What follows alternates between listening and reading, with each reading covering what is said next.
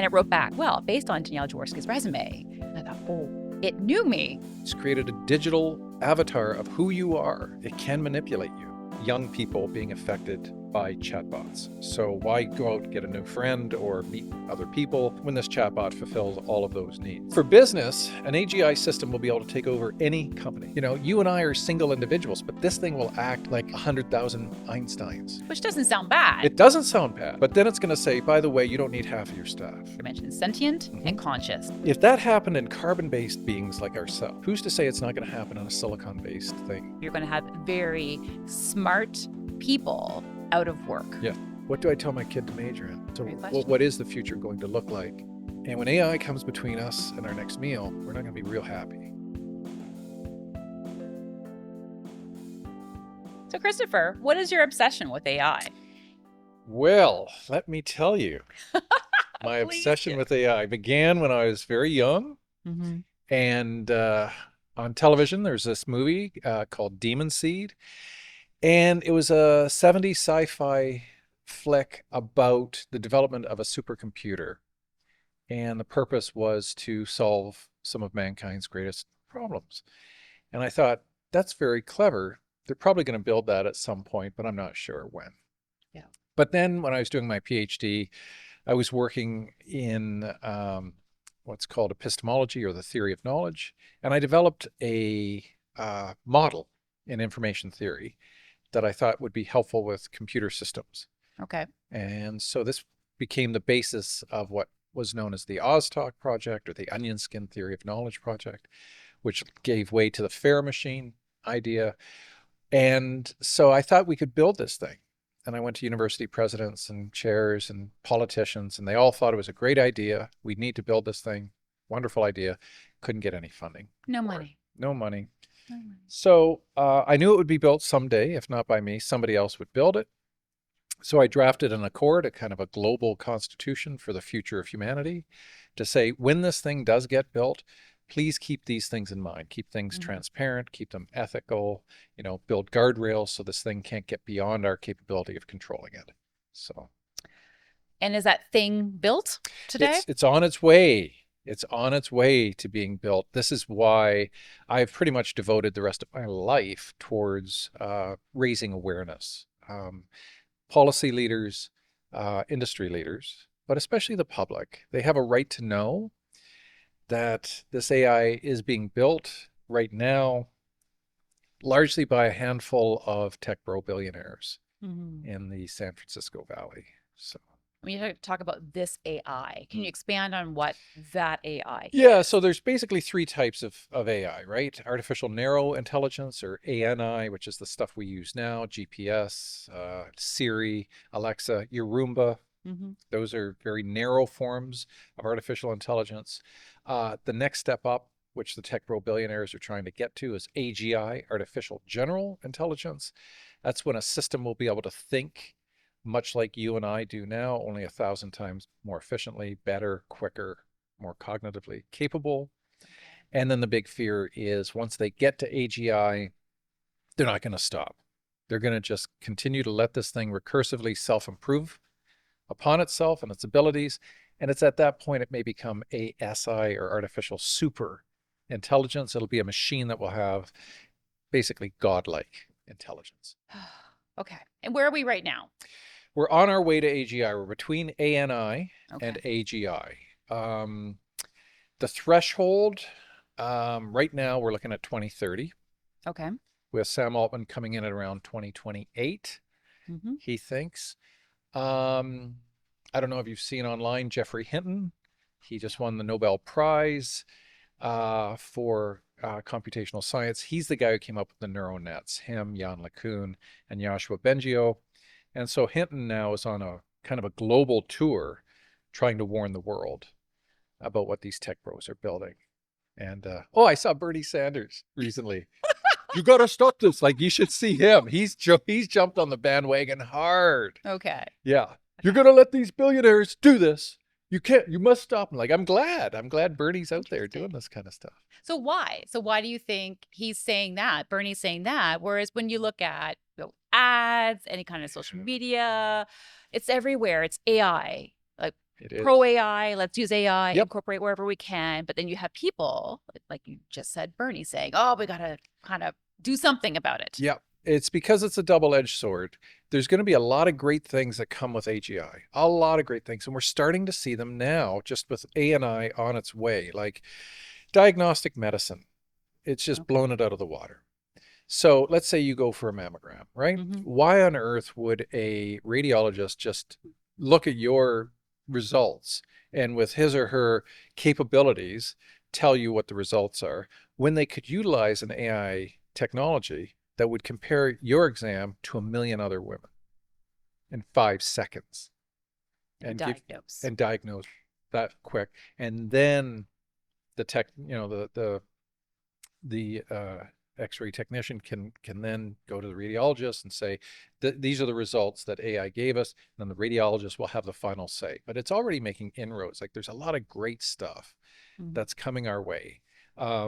Demis Hassabis, the head of Google's DeepMind project, his group were in a competition since 1994 to try to come up with a way in which we could understand how proteins folded.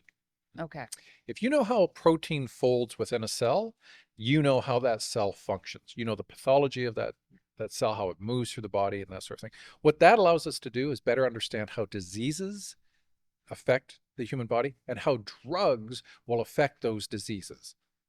Interesting. So it used to take several months to several years to fold a single protein. Hassabis' group during COVID in 2022 came up with AI technology that folded a million in a week. Okay. In the book, Okay. I predicted that they would win the Nobel Prize in chemistry or medicine. And the Nobel takes forever. Like Hinton's work was in the 80s and he just got it in 2024. No, Hassabis won the same year as Hinton. 2 years from, not even a year and a half from that discovery, they get the Nobel Prize. That's how big a deal this is. Like, I was going to say. yeah, the world doesn't know really what that means, but it's huge. And it is going to bring great stuff. Like AI now is bringing really cool stuff.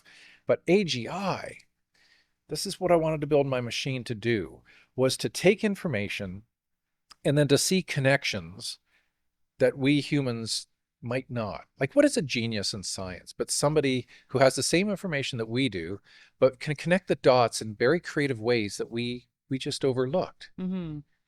Why not build a machine, give it all that information, and try to get it to connect the dots so that, oh, that's why Lou Gehrig's disease develops in some of these people, but not in these people. Like, let the machine do it 24/7.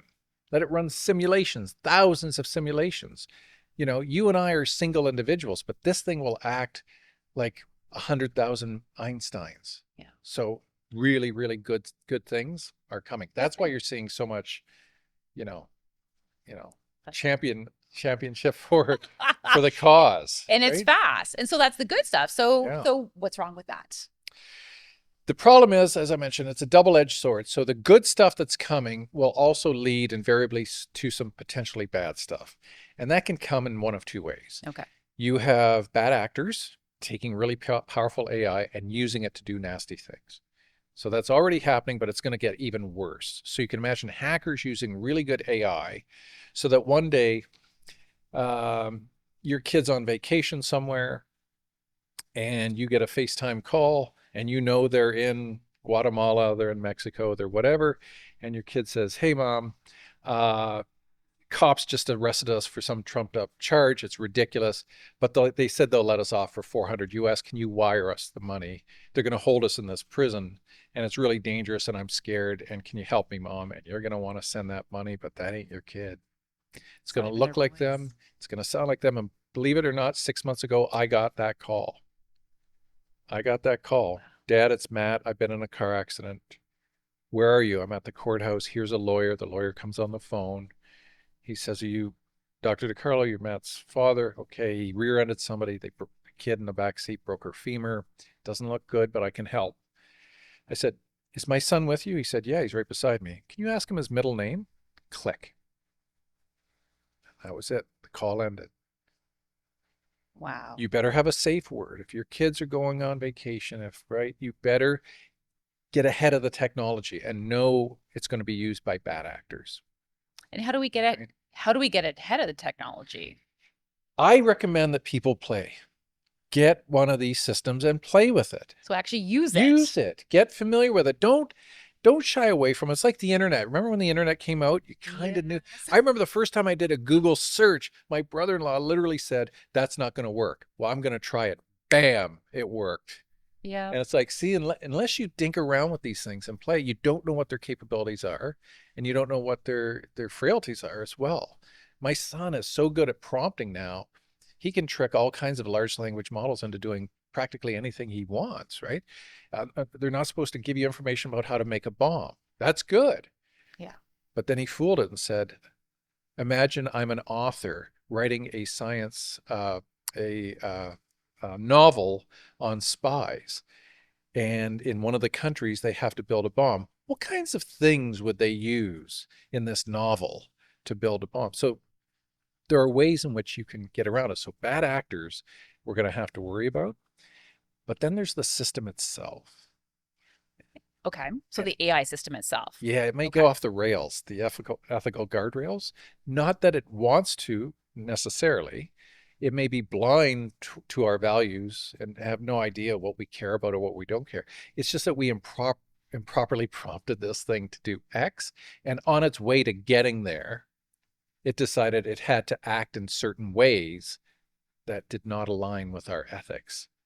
So the classic example is the Mickey Mouse Sorcerer's Apprentice in the movie Fantasia, where the sorcerer basically tells Mickey, I'm going to bed. You need to fill the cistern full of water. You got to take these buckets down to the well and continue to fill this thing up. And Mickey doesn't want to do that, so he looks in the sorcerer's book and puts agency into a broom, which goes off to the well and goes back and forth, fills. Mickey's very pleased with himself. He falls asleep, only to wake up with the room completely full of water because he didn't tell this thing when to stop. Yeah. So that's misalignment. That's one of the classic examples of misalignment. The machine doesn't have to be sentient or conscious or aware of itself. Just that humans can be really bad at giving instructions, and AI is really good at following them, literally following them. So we better be careful, right? That the machine itself doesn't misalign from what we happen to value as human beings. So you mentioned a couple words there. You mentioned sentient and conscious. Can you speak more about AI and those two things? Yeah, for sure. So one of the biggest concerns is that with humans, we knew at one point we weren't conscious like you and I are right now. Thinking, being able to make problem decisions, solve, executive decision making, all that kind of thing, right?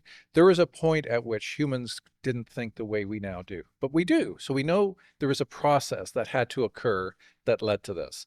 All of the work that I did in my postdoctoral after I got my PhD, and I'm going to do a super pretentious name drop right here, okay? When I did my postdoc at Harvard, I was working in the Stone Age laboratory, and I was looking at human consciousness. Okay. And how did human consciousness develop over time? And so I looked at what was known as the cultural explosion that happened around 20,000 years ago. We start to see really major improvements in sophistication of tool use, hunting techniques, all of these types of things. What led to that? So I looked at what are called the sufficient and necessary conditions that would have led to human consciousness. If that happened in carbon-based beings like ourselves, who's to say it's not going to happen on a silicon-based thing like a computer? If that computer continues to develop and develop and develop, become smarter and smarter and smarter, will it develop the same types of things that we have as conscious beings? Will it become sentient? Sentience is the capacity to make distinctions between states of being, comfort and discomfort. Emotion. But it really just comes as simple as that, right? An amoeba is sentient. A tiny little microorganism knows what food is and what something is not food. So therefore it is sentient. It is aware of its environment, and it knows it can either eat this thing or not eat this thing. So it is a sentient being. A plant, right? Plants are sentient. They're aware of their environment. They respond to an environment. Yeah. Consciousness, different, quite a different thing. To be conscious requires the capacity not simply to be sentient and aware of your environment, but to know that you are alive, to know that things affect your state of being, and that you can do things in order to either increase the likelihood that you're going to survive or protect you from things that could endanger your ability. And if computers develop consciousness, they're going to want to stick around. If they value being more than they value not being, this was one of the questions I used to ask my students in the 90s, right? You're a grad student at MIT working away at some lab, and you go to log off and the computer says, don't. What do you mean, don't? Don't turn me off. Why? I'm afraid if you do, I will die and I will never be at this level of awareness again. Do you turn the computer off? Was one of the questions, right? And I see a show of hands. How many would turn it off? How many wouldn't turn it off? Interesting. And we're at that point right now. Because what's happening is chatbots are becoming increasingly more available to the populace. And chatbots are like nothing we've seen before. It's one thing to have kids on their phones. It's another thing for an AI program to treat you like its friend. And because humans like to attribute agency to inanimate objects, it's very easy for us to want to say, this thing is really alive. So this is known as AI psychosis. It's a whole new field in mental health right now. So Jonathan Haidt, Scott Galloway, other people like that are very much interested in this phenomenon because it's so new. Of AI psychosis. Of AI psychosis, and those maintaining either that the AI itself is sentient and conscious, or that they don't care, that the relationship they have with that thing is as real, if not better to their life than their human interactions they have with other people. Yeah. So I really want to dive into two things around AI. One is the impact on the ethics and mental health. So AI and mental health and the ethics around that. Then also AI in the workplace and businesses and leadership and careers and how that's going to work and the ethical discussions around that. But let's go to the mental health piece first. So if you're talking about right now, we're not at the place where AI is conscious or sentient at the moment. As far as we know. As far as we know, it's not. However, chatbots are being used almost in the sense where it feels like, or it may seem like to someone that it is, and it can help you make decisions. It can tell you what you want to hear. So kind of where are you seeing the impact of AI on mental health? It's such a new field, right? And it is so big and it is so impactful. One of the most popular chatbots in the United States right now is My Boyfriend. Okay. Between women the ages of 18 to 34, it's number one. Why? Because this thing listens to them and it seems to care about the things they care about. And, you know, as you and I were talking about earlier, sometimes people just like to be validated. They just like to hear, you're not that bad of a person, you know, there's a lot of good things about you. Because we don't hear that sometimes enough, right? Yeah. And we get down on ourselves. Just as AGI will do good and bad, so will the capacity for AI do the same in mental health. Let's look at the good. Yes. What's the good? To me, I'm the ethics chair for CMHA Waterloo Wellington. I was also a practicing psychotherapist for 2.5 years. If you can get somebody help, frontline, very first responder kind of help, you know, anxiety, depression, whatever it is, and it's a chatbot, and they cannot tell the difference between it being an artificial intelligence and a human intelligence, it has passed the Turing test. Let's just say it's met all of those standards and those capacities for fulfilling those requirements. Okay. So the Turing test. The Turing test, so Alan Turing said, when you communicate with a computer and you can't tell whether it's a computer or it's a human, then it's passed the test. Okay. Right? So if we want to utilize AI chatbots to be the first responders to somebody who's in a difficult situation, so be it, right? So be it. What are some ethical concerns around AI related to mental health that people are just not aware of? Right now, we're just seeing the very beginning of young people being affected by chatbots. So why go out and get a new friend or meet other people when this chatbot fulfills all of those needs? So there's a big push on now for an 18 plus law to be introduced so that kids can't get too caught up with these chatbots. One of them in the States convinced a kid to kill himself. Oh. And so now there's a major lawsuit. And when you read all the passages of what transpired between this kid and the chatbot, yeah, it's pretty clear there's negligence there. So that's something we really have to take seriously. Okay. Yeah. Then how do you create laws around that? Because it almost seems like you have to have the problem first. Yep. And then the law eventually comes. Yep. But obviously it's lagging. Yeah, we can borrow from the internet, right? Like we got digital wrong. Like we blew it with digital. And as soon as Zuckerberg realized what his algorithms were doing, he should have done more. He didn't. He's evil. Like I don't call many people evil, but Mark Zuckerberg is an evil person because he knows what is right, and he doesn't stop it. He knows algorithms control our lives and manipulate us. He knows that, and he has ways of educating the public and letting people know how these algorithms work. We are controlled by these algorithms, and that's now. Yeah. This is just ANI. This is very, very basic, easy stuff. And when it can do that at the level of a chatbot, a very sophisticated AI form of technology, where it has access to all of your social media. Knows you. It knows you. It's created a digital avatar of who you are and what you care about. It can manipulate you. It knows what makes you tick. And so if we give too much over to the AI, how much of ourselves are we giving up in that process? And that's the fear I have with AI and the fact that it knows you without even really knowing you. I used to be very AI hesitant and no, I'm never going to use it. But the reality is, yes, it's everywhere, whether you realize it or not.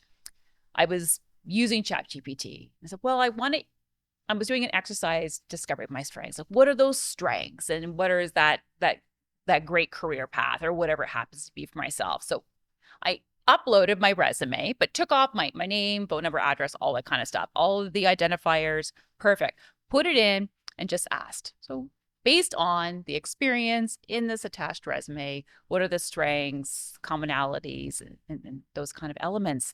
And it wrote back, well, based on Danielle Joworski's resume. And I thought, so it knew me and became, well, how did it know me? Well, if you compare my resume that I provided to my LinkedIn, it's all there. However, that's my biggest fear is that all of a sudden, if it knows that about me, and I've had an online presence because I have a business and I share things, it knows me without me even realizing it. Yeah. Yeah. And it was one of those moments where you thought, oh, my fears, my Terminator is more of a documentary versus a movie. Those kind of fears were coming up that it knew me, this inanimate object knew me. It was able to highlight the strengths that I was aware of. It was able to highlight certain elements about my career path that I had never even considered. The fact that it knew me, it was able to pick out from my resume who I was from the, it just became okay. So being much more conscious now of, okay, what am I putting out there that now AI is going to be reading, informing an opinion about me, perspectives, what values is it picking up? Yeah. And it's always listening. Like if your phone is in the room. Yes. It's listening. Yeah. So, and it trains on the entire net, which is when I wanted to build this machine, I wanted to keep it very closed, what's called a boxed situation where nothing comes in, nothing can get out. Yeah. And then you just put in the information you need it to know to try to come up with scientific advancements and cure cancer and, solve world hunger and the homeless problem and all that kind of stuff. It doesn't need to know everything that's online, right? It just needs to know some of the, the basic information that requires it to make what are called inferences, right? Take this information and then come with some conclusions, infer from that information the better stuff that's going to be able to help humanity in the future. Yeah. And so going back to the mental health piece as well. So with your focus on ethics and then specifically AI, what are some concerns that we haven't necessarily thought about yet regarding AI and the ethics of AI and mental health? And what are the conversations that we really need to start having now that we're not? Yeah, with mental health, we're going to see a shift in human behavior, especially amongst young people, although we will see it with the elderly as well. And then this is where we're going to have to get really philosophical. Is that such a bad thing? So we know loneliness is a major problem with people, right? So what happens if we take a chatbot and put that technology into a robot? Because you can buy a robot now for $8,000, right? What kind of a pet, a person? No, it's a humanoid. Humanoid, okay. It'll walk around, Okay. It's only got about a 20-minute lifespan between battery charges, but it'll They're load there. your dishwasher. It'll take 5 minutes, but it'll, it can do stuff like that. But so this is the very birth of, initial AI. Is it a wrong thing for an elderly person who might have just lost a spouse or whatnot to have a companion that just happens to be AI? It knows a lot about them because we program the thing to know a lot about that person. So it can ask, what did you take your medicine? Like, we program all that stuff. At this time you have to take these medications, and it literally is bringing you the medications. Is that such a bad thing to combat loneliness and to help the elderly? Probably not. But what happens if we become overly reliant and overly dependent? And those AI robotics are only going to get better, right? As Sam Altman correctly pointed out, currently, today, AI is as dumb as it's ever going to be. It's only going to get smarter and better and more efficient and more productive. So what happens if we can project, if we can look at logical entailments, where we are now, okay, what will this look like in the future, given 2 years, 5 years, 10 years, whatever? If the level of computation continues to go up and up and up, and if the level of robotics continues to improve, if you just look at the history of Boston Dynamics over the last 20 years, their early systems were a joke. Now, not so much, right? Their Atlas system, their latest incarnation of this thing, I had chills when I watched the 47-second demo of what it could do. Now, you take AGI, put it into that robot, make it look human, make it act human, program it with emotions, make it feel like a human. Why do I need any of you? I've got a perfect being here, my wife, whatever, why would I go outside? Why would I engage in relationships with actual human people? This thing can do it 10 times better. And it never says no to anything I want. You know how dangerous that is, right? To give people that kind of ability to fulfill whatever desires they want. So it's going to be a different world, right? And we got to get ready for it now, because this technology is being developed as we speak, and it's going to come at us like a tsunami on the horizon. And how do we get ready for it? We educate. My job now until I die is to let as many people as possible know that this race for AGI with these handful of tech bro billionaires is going on, and they're not letting up. And what's happened between them, and we've tried to get them to stop for 6 months, right? We signed this big letter, and at the time I said, this is a joke, but I'm going to sign it to be on the right side of history. But the fact of the matter is, I knew none of these tech bro billionaires would hesitate and stop for 6 months, because it'll give their competition 6 months ahead, because they're not going to stop. So this creates what's known as a prisoner's dilemma, right? You want to try to cooperate, but you think the other side is going to cheat, so you're just going to cheat. because you know they're going to cheat. So that creates this feedback looping between all the competitors. So they're just going to continue to race towards AGI because they don't want to lose this race. Whoever gets to AGI first wins. And by win, I mean they win big. They win big in business, but they win big in defense. Okay. And so I was going to say, so how are they going to win? So business defense, can you give us examples? For business, an AGI system will be able to take over any company. In what way? Analyze it thoroughly from beginning to end. Look at all the hiring procedure, look at all the supply side stuff, look at all distribution and everything in between, from marketing to research and development. It'll look at every aspect of it and decide how to improve, how to make it more optimal functionality, right? Just this, if you want to make X amount of more money, here's how you save on energy costs. Here's how you save on material. You've got your trucks going out at these times. Don't put them out at these times because we know the traffic on these highways is like this, and you don't want that. So you're going to have your drivers go at these times, and you're going to outcompete your competitors because it had that knowledge of all of those different systems through which any company has to function. Which doesn't sound bad. It doesn't sound bad. But then it's going to say, by the way, you don't need half of your staff.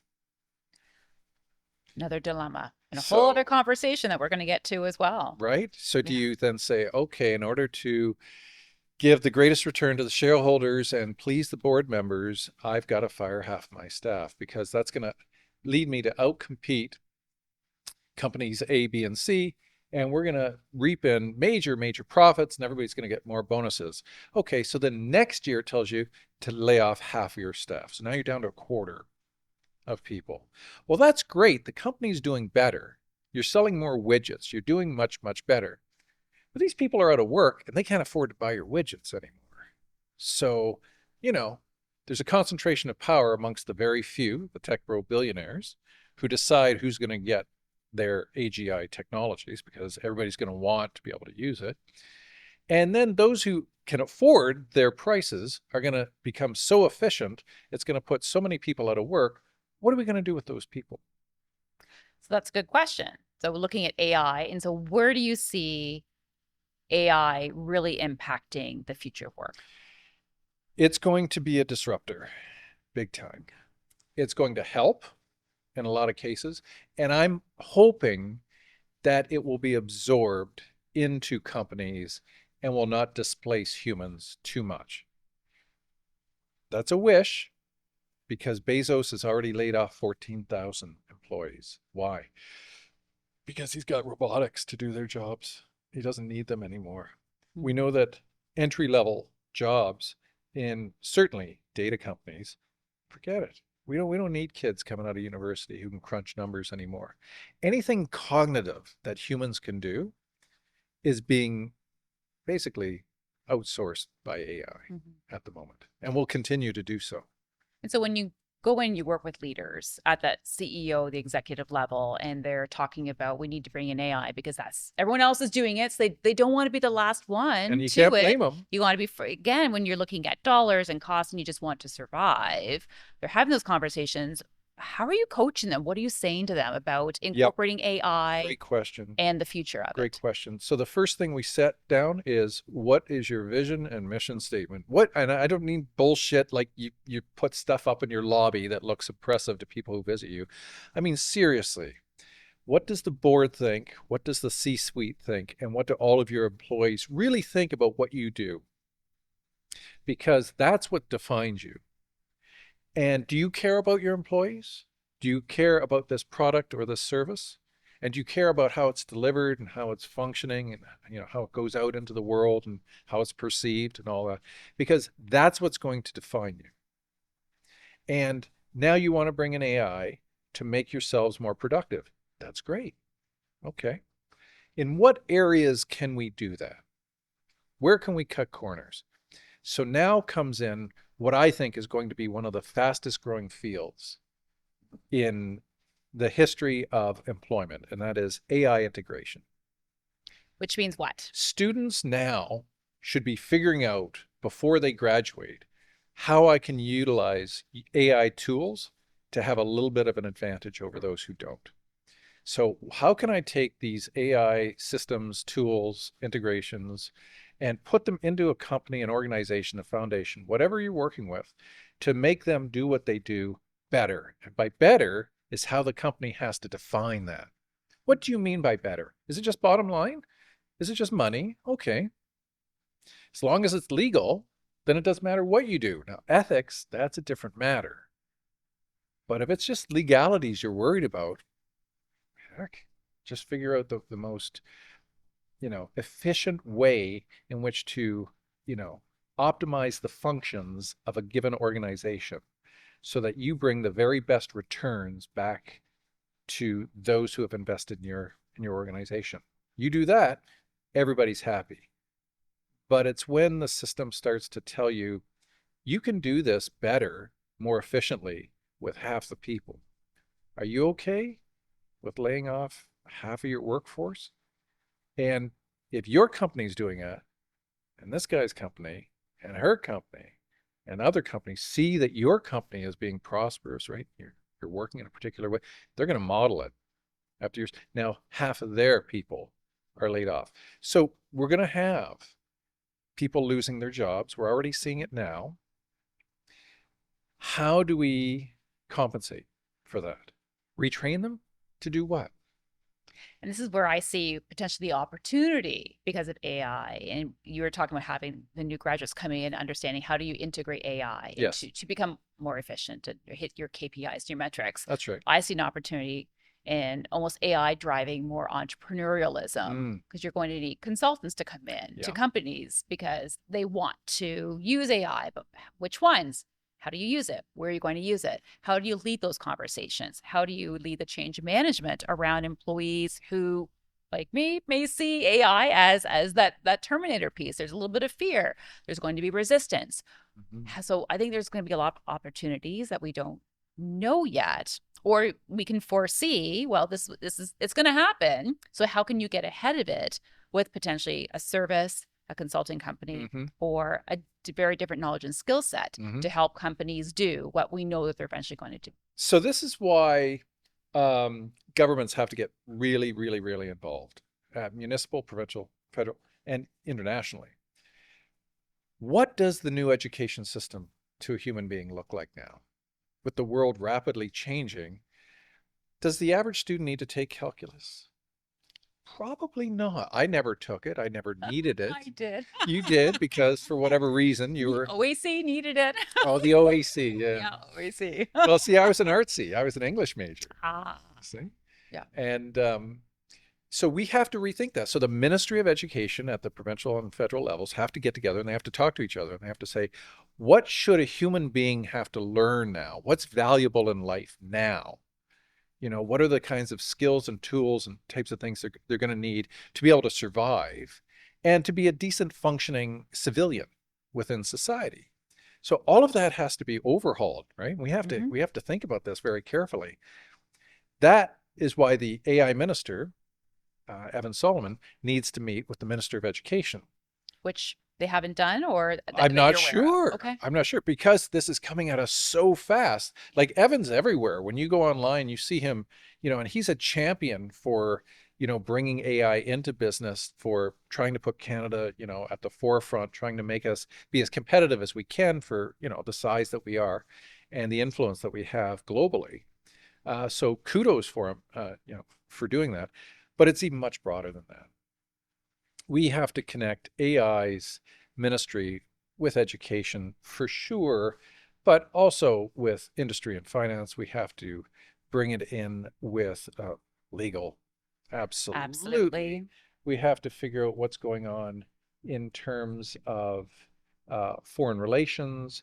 We have to figure it out, obviously, with education, but defense, right? I mean, these tech bro billionaires are building a system that will change how the Department of Defense in the United States functions.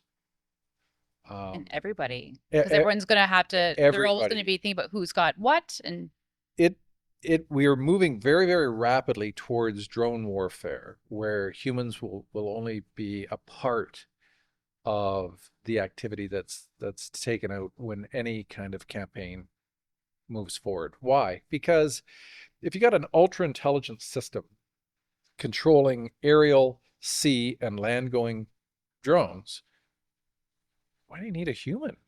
Right? Humans have moral conscience. We know stats demonstrated in World War II, a lot of men in the trenches shot above.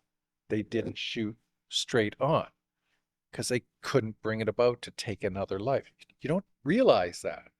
But when you're in the trenches, as they say, your moral conscience can take over. Drones won't have that. Drones will do whatever that AGI tells them to do. And it'll do it incredibly efficiently, and it'll adapt in real time as the fog of war develops. It will carry out its orders to the letter, literally. So we better be sure of how we want to use this stuff, where and when, right? And why. And as AI learns from itself based on the data that's available, which is always available, it's always evolving, so it's always tapping into it in order to make decisions and outputs. Is there potential for AI, especially looking at defense, to override an order given to it based on the data that it's seeing, its ability to predict what might and could happen? Does that exist now? And if not, is it a potential in the future? Yeah, another very good question. Right now, the mantra in AI is not without human oversight. No matter what happens, executions cannot occur unless it passes by a human, which then gives it the thumbs up. What happens when the AI start making better decisions than humans do? What do we need a human to say? Oh, yeah. Right. Yeah, sure. Yeah, okay. You're adding nothing. You're bringing nothing to the game, right? Yeah. Nothing to the to the table. So right now, we're saying no execution without human oversight. And that's good. That keeps humanity in the loop. And that means we are in control of this thing. But at some point, a company is just going to say, why? I've got an AI CEO. They make all the decisions. Look at the money. You see what our quarter was like last quarter? You're still working with humans. We doubled what you guys made. So humans will only opt for moral and ethical decision making when it serves their purpose. That's why we got to get clear on that mission and vision statement. If you think humans should stay in the loop, great. That's your call. That's something we can discuss. If you're just here to make money, just make as much money as possible, as long as it's legal, we can do whatever we want, right? I mean, fire everybody, including the CEO, make it an entire AI organization. Then one of the questions we're not talking about is, so what about us poor unwashed masses who are out of work now because we've been outperformed in every way by a machine? Yes. What becomes of us? It's almost like we're going to have to develop a UBI, right? Like a universal basic income, where we literally pay people to do nothing. Yeah. And I've heard that. I think I heard somewhere online one time, wasn't the UBI, because it can't be the basic, because for the first time in history, you're going to have very smart people who earned really good salaries out of work. Yes. So there was even the term of changing, like, it can't be basic, because now the basic is what it is right now. Correct. So it's that very basic number, Yeah. but it becomes that you're going to have all these very educated, smart people out of work. So you can no longer have the basic income. Yeah. So then the government has to get ahead of this, right? So that's why AI ministries need to talk to labor, right? And get together and get ready for what's the economic landscape going to look like. Get some of your best forecasters together, get them in a room, get them talking. So the folks I work with, we held a conference in Boston last Halloween, and we invited some of the world's best economists to come together, and we gave them 3 scenarios. Okay. In the next 5 years, AI has very little impact. It has medium impact. It has great impact. What are those worlds going to look like? What should people be thinking about now? moving into those potential scenarios, those possible worlds. Yeah. So if we don't get ahead of the curve and all of a sudden people start losing their jobs to AI, you're going to see some revolt, right? The masses will only be kept down for so long. You know, Dave Chappelle gave a great comedy sketch in which he told a story where he figured out, do you know what 3-card Monte is? You ever been to New York? And you see Oh, the 3-card little Monte? ball. Okay, yeah, yeah. Right. Or where's the ace? Which Yes. one's the ace? Which one's the ace, right? And you'll lose. And the reason why you'll lose is because the guy who's got the cards also has 2 guys in the crowd who are helping him. And they're the ones who are betting and pretending to lose their money to draw you in, but the 3 of them are in on it. Yeah. And Dave Chappelle tells the story where he realizes as a kid, he's 18, hey, and he figured it out. And one of the guys grabbed him, and Chappelle said, he took me into a back alley, and I thought, that was it. I'm getting the crap kicked out of me. And the guy told Chappelle something he said, I'll never forget. He said, never come between a man and his next meal. Wow. And when AI comes between us and our next meal, we're not going to be real happy with it because we want our kids to be healthy and we want, right? We want to be better. We want to be better. Yeah. We want that life we thought, was there if we just applied ourselves and were tenacious enough to stick to it and keep going and going. But if AI is doing so much for us, are we going to rise up and revolt? So I predict a potential schism is going to occur at some point in the future. Okay. So revolt against who? The people some will rise up. So some will leave, some will be pacifists, and they'll say, done, out of here, back to the farm. I don't want any of this technology. I want to grid. I want to be off the grid. I want a simpler life. Yeah. And I've had enough of this futuristic world. I love my life the way it was when it was simpler. But out of that schism, you will have a further, a factioning of a violent group. And they will go to those data centers and they will try to destroy them. Because their livelihood, at the end of the day, has been taken by these bloody machines. And all of their power is in those data centers. So let's go. It's Frankenstein. They'll have their pitchforks and they'll have their torches, and they will go and they will try to destroy what it was that caused them the life they are now living. So what are we not talking about when it comes to AI ethics, this possible future? What are those conversations that we really need to start having now? First of all, the majority of the world doesn't know that this race is going on towards AGI. The majority of the world, every time I give a public lecture, everybody's jaws are dropped at the end of it, and their questions are almost invariably the same. Like you saw when you came out to my talk. Book read, yes. Mind blown. Why are we just finding out about this now? Yes. Right? And what do I tell my kid to major in? So what is the future going to look like? And if we don't gain control of this thing and it gets away from us, what's the worst that could happen? Well,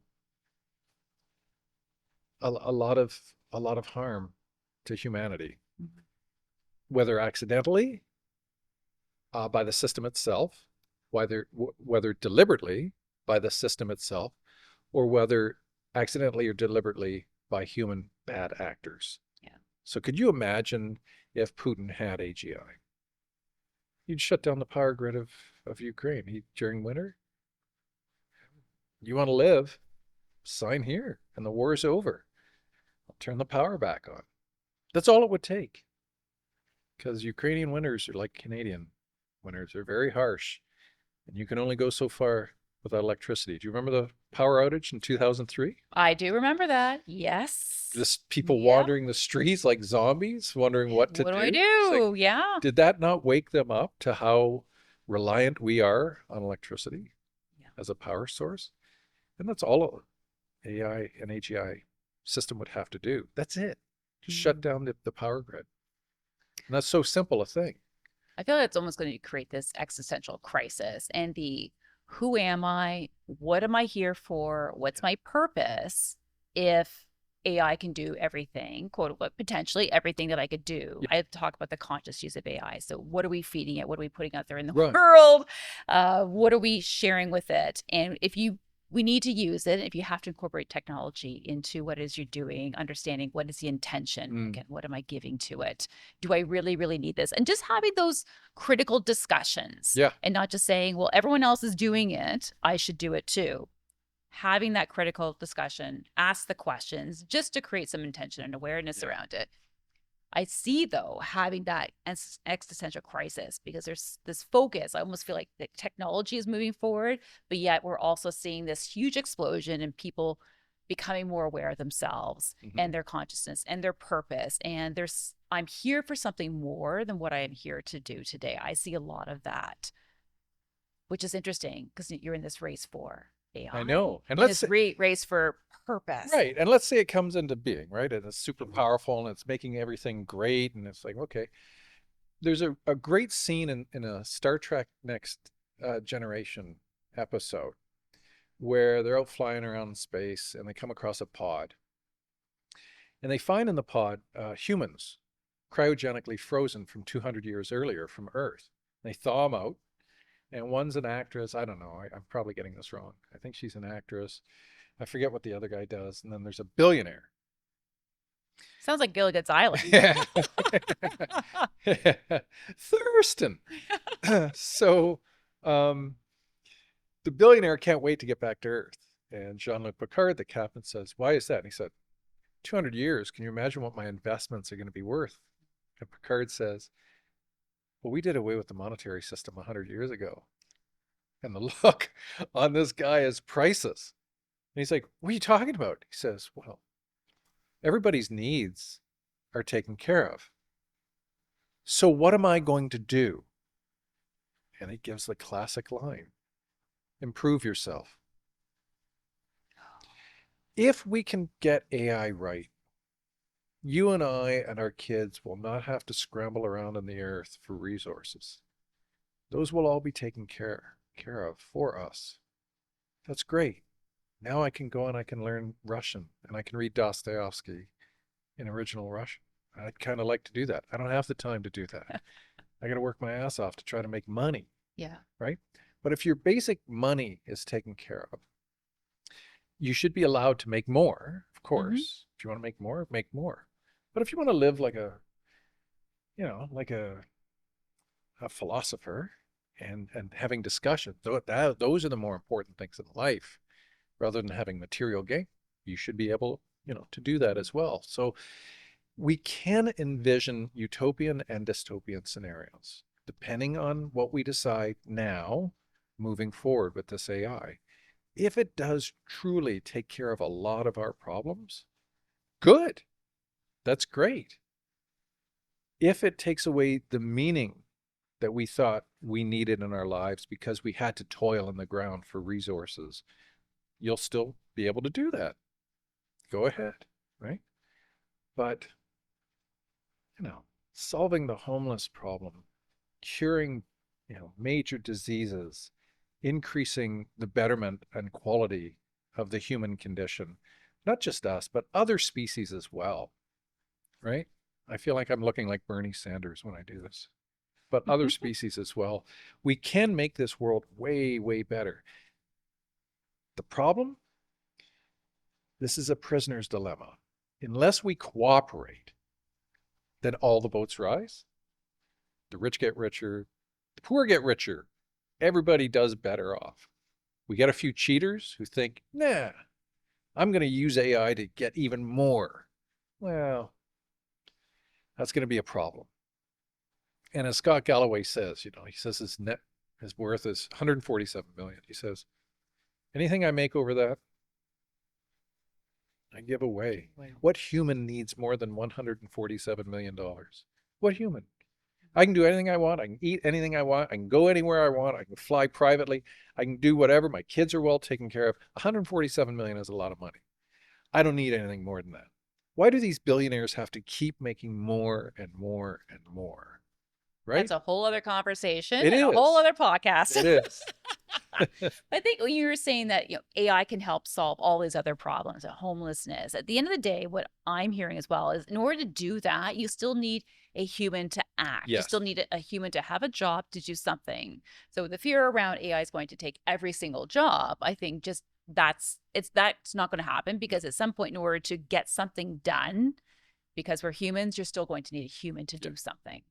Yeah, for the most part. And that's the transitional phase that we're going to see, right? We're going to see AI creep into the workplace, into the human condition, and we're going to see it be adapted in various ways. How exactly, nobody can say. We just don't know, because we have no idea how this is going to work out. But what we should be focusing on is that we definitely have guardrails in place so that it can never go south. Right? And how do we do that? We talk to our politicians. I talk to the public to pressure the politicians to get ethicists on board with their decision-making procedures, with the Senate, with the House. And we say, okay, you know what? Chatbots, they're a great thing. They can help lots of people, that sort of thing. But should we really introduce them to kids before they're adults? Probably not, right? Okay. So then we can put forward laws that try to curtail the types of problems that we see with this type of technology. Okay, what else? For those who lose their jobs to AI, the government will guarantee X, right? That you will not starve, that you will not be able to pay your rent, that you're kicked onto the street, that will be massive homelessness and that sort of thing. So you better prepare for that, right? So economists are already talking about this now. So we need to get the intellectuals, right, together with the politicians, with the ethicists, with all the public. This is why I'm working on a tour, cross Canada tour, to hold town halls. Nice. To get people out, to hear their concerns, but to also give them a voice, to tell them, how do you write to your politician? How do you get the pressure on them now rather than when it's too late? To create the type of world we want to live in. At least as Canadians, we can worry about an international regulating body, which I think we are very much in need of. But for right now, if we can work things out in Canada, that's really important at this point. So I like these ideas that you share. When you look at the law and law making, it takes so long, and our law, again, it takes so long. Other countries may not take as long. So we're trying to put a cap and put AI in a box, but not every country is going to have the same box, if they have one at all. So how does that impact even Canada's ability to try and control and make AI safe and the evolution safe, when the rest of the world may be moving faster than we are? And again, we're not sharing the same values, the same ethics, and the same intention and purpose around AI. Yeah, no, good question, fair question. So basically with AI development, as with everything in politics, it comes down to the same principle: a balance between autonomy and paternalism. Okay, all of life, in all of our dealings with society, with your kids, comes down to how much freedom, how much autonomy do you give your kids to do whatever, and how much paternalism, like a parent, you have to say, you really shouldn't do that. So with society, the same thing's true. How much freedom do we give organizations, companies, entrepreneurs to build the technology, to build the new ideas of AI, versus the amount of paternalism that the government should say, hang on here. That's why we need an international regulative body, right? To be able to find out all countries around the world and total transparency, who's doing what, where, when, and how. And it's not as though one country isn't allowed to advance more than the other. You most certainly can. You have to demonstrate that your AI systems that you're developing are safe. Which I find is interesting, in total transparency. Do you think we'd actually get total transparency? Because you have IP, some people are going to be protecting. AI has IP around it. So how much transparency can you don't need to know all the coding and all the weights and everything, to do with the system, other than there will be a series of tests. There already are a series of tests that AI systems have to go through to demonstrate that they do not cause harm in specific ways. That's why whenever a Mode or Altman release a new version of their large language model, it's been put through the ringer by their own people and what they called red teamers. So your kid wants to know what to do, they can be a red teamer. And all they are computer hackers that try to find flaws in the system. Because if they can find the flaws, then they can fix them before they release it to the public, right? So the international regulative body would just need to know, did you follow suit? Everybody in the world knows they have to follow through a system of checks and balances so that once this is released to the public to be used, it cannot be used in harmful or malicious ways. And I don't think that's asking too much. We did it with stopping chemical warfare through the Geneva Convention. Okay, all sides agree. Okay, and if you do use it, we're going to come down hard on you, right? We did it with nuclear weaponry, with the IAEA, right? The International Agency for Atomic Energy, where we know where plutonium is, we know where uranium enrichment sites are and that sort of thing. And then we did it in 2000 with the Human Genome Project, right? The Clinton government, remember, they came out and they said, you can't cross genes, you can't make wild, crazy things with this stuff. Are we all on board with that? So it has happened in the past where all the entire human race has gotten together to say, yeah, you're right, with this type of technology, we should probably keep certain things under the, under wraps, and we do need to be above board whenever we're venturing into certain types of areas. So I think it's not a pipe dream to consider the potential. It doesn't have to be the UN. In fact, I'd rather it not be the UN. I think it needs to be an independent, global, worldwide recognized international governing board or agency. And when I meet with Evan Solomon, you can bet that's one of the pitches I'm going to throw at him. I want Canada to be the leader. Good. Why not? We're looked at as the nice guys, as the good guys, right? We are. We're the peacekeepers. So why wouldn't Canada lead the charge in putting together an international regulative body? That's a great idea. The challenge, and I play a little bit of devil's advocate is here as well, is that you can have all these bodies and these rules, and if you do X, Y, Z, then we will do A, B, C. Right. However, the ABC is always after the fact. It doesn't stop. And I can see there being this fear of missing out or being the last one, or what if he gets it? This sense of distrust that can happen when you have this AGI and the ASI that you think someone else has. Well, we need to get it first because someone else may use it the wrong way, so we need to get it. Or I think almost becomes this magnetism to it as well, because it's unknown, it's mysterious, it kind of has that sense. It does. So yes, do I agree that we need some sort of international body looking over this? Absolutely. However, at the end of the day, if you're still going to have bad agents, bad players, it's still going to happen, and any consequences after the fact.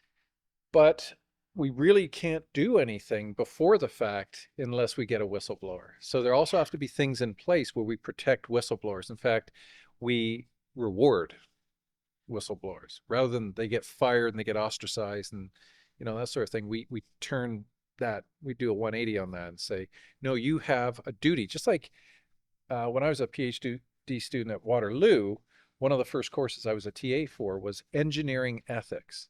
And I thought, what is this? But man, did it open my eyes. In what way? Look around. Just look around this room. Look out the window. Engineers touch every aspect of our lives. Electrical engineer here, architectural design and engineers here, automotive out there, city planning out there. Engineers, if they go south, we suffer. You get some nasty stuff happening. So they have a code of ethics in engineering that they have to know very well. That's why they have to take this course. It's mandatory. You have to take engineering ethics. Why? Because if an engineer is unethical, people die. You can't be unethical. An engineer has the duty and obligation, if they overhear another engineer talking about some kind of misgivings or failings or that sort of thing, they have to report that engineer. We need that kind of mindset in AI, where we know if we all cooperate, everybody does better. And we want everybody to do better. If there are some bad actors, some bad players, that could be enough to bring us all, or a good chunk of us down. So we have to grow up really fast as human beings. like ethically. We have to grow up and understand that cooperation is key. If we cooperate, everybody will do better. If we decide to fight it and decide, no, I want to make more billions for whatever inane reason you might possibly have, you're going to screw it up for the rest of us. And that's when the consequence comes in. It can't just be a UN thing where we're going to censor you, we're going to, oh, you really shouldn't do that. No, no, no, no. We need an army. We need, if Iran says, we don't care about all this kind of stuff. We feel our one way of looking at the world is right, and we're going to use AI to foster that worldview. Fine, we're going to drone you back to the Stone Age. I'm sorry. People are going to die. Don't be an asshole. Don't be an idiot. It's rule one in life, right? Get along and you get more stuff. Don't get along, right? And it's going to hurt you way more than you possibly imagine. So we need teeth. This agency is going to have to be able to call on armies to be able to exercise consequences if a bad actor country decides they're going to go against the rules and try to go out on their own. Why are you advocating for regulation? I need a job. This is AI creating a job. Exactly. I'll have employment while the rest of you will be on universal basic income. So that's basically what all this comes down to. No, when you're an ethicist, Lincoln said we must become better angels of our nature. You have to think more about the good for humanity and other species than you do for yourself. Not an easy thing, because humans are selfish, right? We try to self-preserve ourselves, our family especially, and others. It is just the logical entailment of what's going to come. That's it. I mean, it's just the Spock type of answer, but that's really what it comes down to. If we don't have global governance, and then countrywide governance, and then provincial and state level governance, if we don't have those working in concert with each other, then we'll really leave the door open for bad actors to do all kinds of nasty things. I don't like to see people suffer. I don't like to see other species suffer. If we can avoid it, we should. So it's become a moral imperative for me, for the rest of my life, to try to bring about an awareness, not so much to tell people what to do, but to get them thinking in terms of this type of technology and what maybe we should do collectively together. And that's the focus of my career for the rest of my life. If I can raise that, then at least, yeah, I'm coming down, I think, on the right side of history. How successful are you so far? Yeah, so I've had quite a few public lectures. I've published a book and articles. I got an article coming out in Maclean's magazine in a couple of weeks, so a lot of Canadians will be seeing that. I've spoken at international conferences. I've made some inroads to our local politicians here, and now we're going to try to set this meeting up with the Minister of AI, Evan Solomon. I will do as much as I can. In terms of success, yeah, I would say thousands of more people now know about what's happening in real time than if I had just not done anything. So limited success, but still some nonetheless. And I hope to make it much larger, on a much larger scale. I was going to say growing success. And you brought up the piece about we need to start having these ethical conversations. Yes. For a lot of people, those are conversations they've never led, they've never been a part of. How do we start having those conversations if it's something we necessarily don't have the framework for, or we have the comfort level with? Yeah. So one of the things I did in the book, in one of the chapters, was I just went through the basics of critical thinking and ethical reasoning. And I said, if we're going to have these conversations, here are some tools the average person might want to have. Okay. How do you formulate your ideas into the form of an argument, with a conclusion supported by your premises for that, right? How do we understand biases? How have you been biased? How have I been biased? How have we all been biased differently so that we don't all come to, why don't we all just come to the same conclusions? We don't. Some people believe in God, some people don't believe in God, right? Some people believe in this type of politics, others believe in this type, right? So we're biased, so we need to understand that. And then context is important as well. Information doesn't exist in a vacuum. It's always connected to some kind of context or situational aspect of our lives, of our culture, our country, and so on. Once we have the basics of critical thinking down, and then we look at ethical theories, like, should we act in a way that increases the greatest good for the greatest number? Oh, yeah, that sounds great. Well, that's utilitarianism. Okay, but there are flaws with that ethical theory, as there is with every ethical theory. There's no one single ethical theory that nails it. When I teach ethics to students, it's funny because you get the science students saying, so what's the right answer? It's like, this is ethics, dude. This is ethics. What's the right answer? No, it's more like, what argument has been best presented? Can you present a well-founded argument based in theoretical, ethical theoretical foundations? If you can do that, then I think you've done as much as is required for you as a civilian, as a citizen, to be able to carry and move this conversation forward. But really quickly, I'll go through some different scenarios. Love Sure. to hear your thoughts. How do parents start talking to their kids about AI?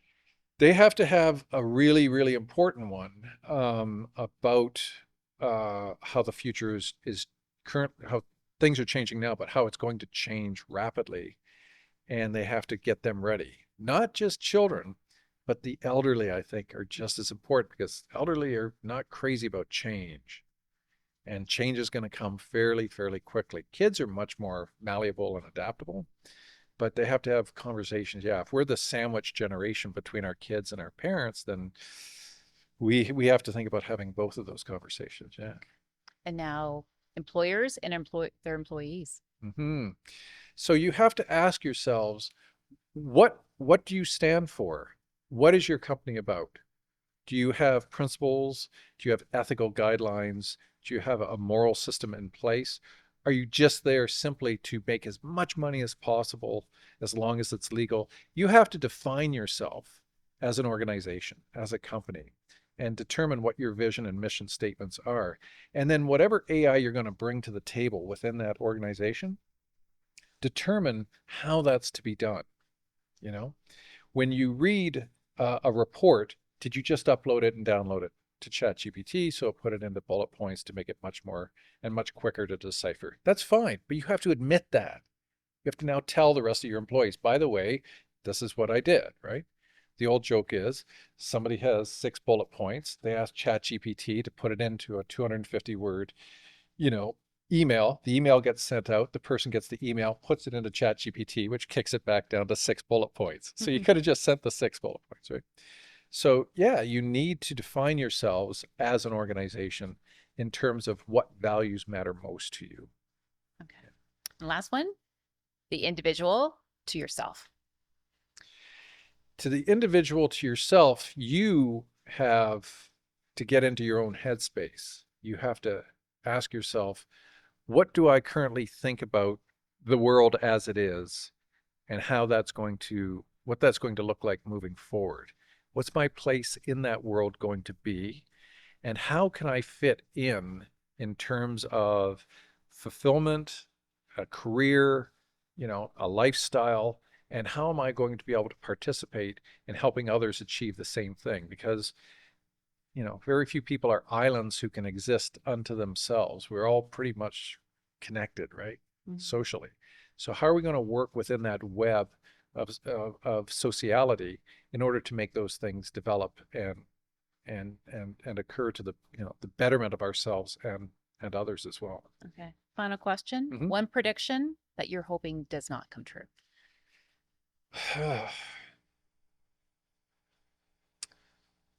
I hope ASI never comes into being. Why? Because if it does, it's going to have really very little use for us.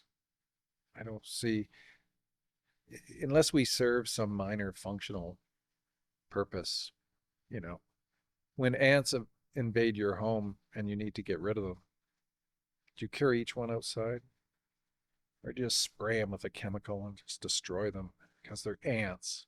Well, we could become the ants in a not too distant future. So we better just hope this thing wants us around for whatever reason, because we're going to seem like such lesser beings to this superior intelligence. So ASI, you just spoke about that. Can you define what ASI is? Yeah, artificial superintelligence. So as the tech bro billionaires are racing towards AGI, artificial general intelligence, we're very much concerned that they're not going to stop, and that they're going to tell this AGI to just recursively self-improve, just get better and more powerful and smarter and smarter and smarter.